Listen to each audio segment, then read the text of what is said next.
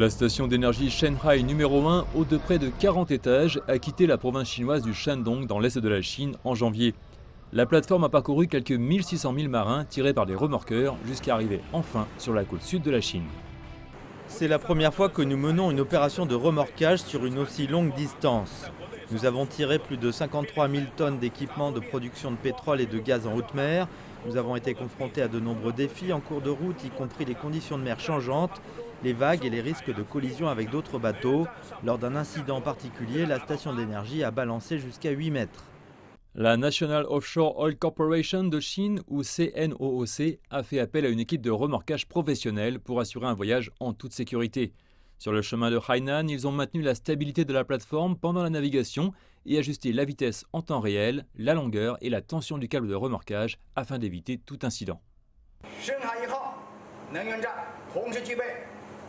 La station d'énergie est capable de traiter le gaz et le pétrole, ainsi que le stockage de pétrole condensé et d'exportation de gaz.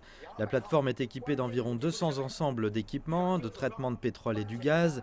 C'est actuellement la première plateforme au monde qui est semi-submersible pour le stockage d'huile de colonne, avec une capacité de stockage maximale de près de 20 000 mètres cubes. Elle permet la production, le stockage et l'exportation d'huile de condensat, bref, le tout en un.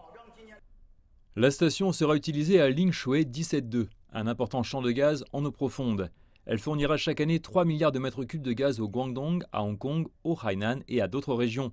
Cela permettra de répondre pendant un an à un quart de la demande de gaz résidentielle dans la grande baie de Guangdong, Hong Kong, Macao.